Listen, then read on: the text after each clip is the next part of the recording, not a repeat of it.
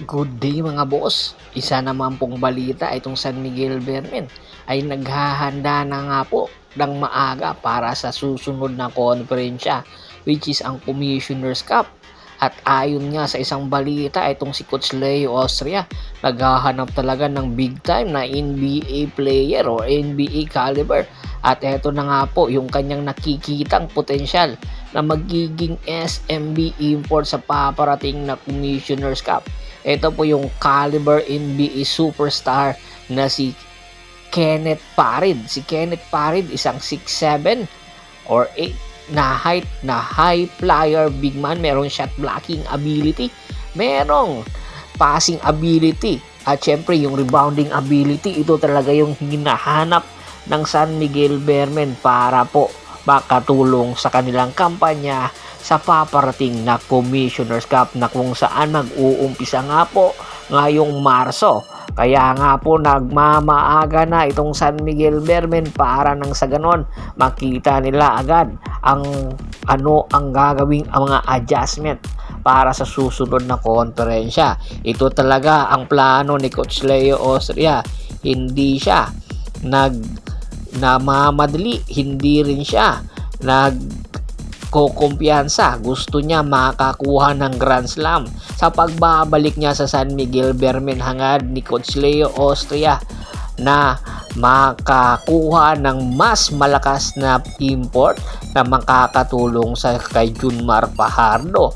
Alam naman po natin itong si Junmar Fajardo, hindi na nga po ito bumabata, hindi na rin po ganun kalakas sa kanyang kapanahunan at unti-unti na nga pong bumababa ang kalidad nitong si Junmar Fajardo. Kaya ngayon pa lang itong si Kenneth Farid ang kinakailangan ng San Miguel Beermen.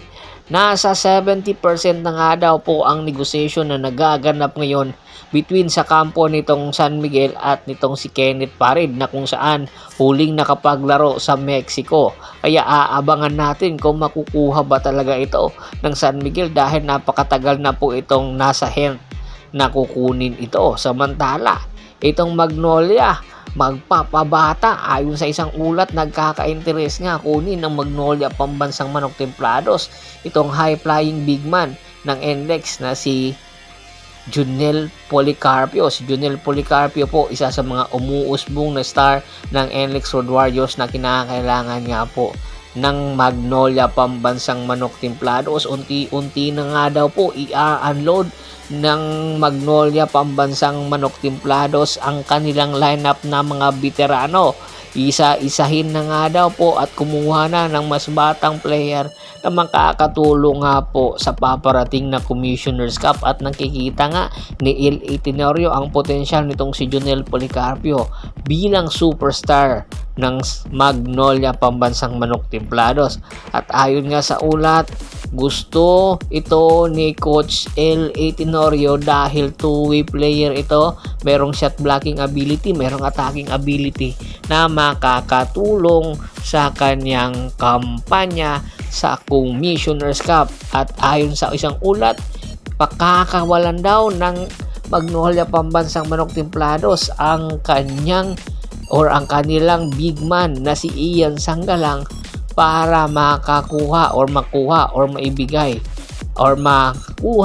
itong si Jonel Policarpio. Kung sakali nga po ay mas lalong lalalim yung big man naman ng NLEX, na kung saan badly needed nga po ni Robert Bolick Jr. ang supporting big man na po pwedeng makatulong sa kampanya sa susunod na round. Kaya aabangan natin, matutuloy ba ito si Jonel Policarpio sa Magnolia, at kung si Ian Sanggalang ba ang ibibigay nila? Komento na sa baba sa video at pag-usapan natin yan. Once again, this is Percival Monteron at your service.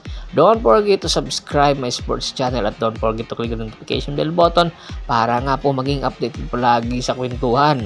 At bago po natin tapusin ang ating kwentuhan, shoutout muna tayo sa ating mga soldier followers na lagi pong sumusuporta sa atin, kay Gagawad at sa kinudukusin ng Hagonoy Bulacan, Anthony Laquialon at sa Laquialon family, Yornel Belches, Yunel Alicante, Julius Roche, Ricky Lanza ng Ricky Rider TV ng Tansa Cavite. Marami pong salamat sa walang sawa niyong pagsuporta Pakibisita na rin po ng Facebook fanpage ko na Hapres PH3, Paul Goso at Bostor para po sa mga karagdagan sports balita. Hanggang sa muling kwentuhan, maraming salamat po.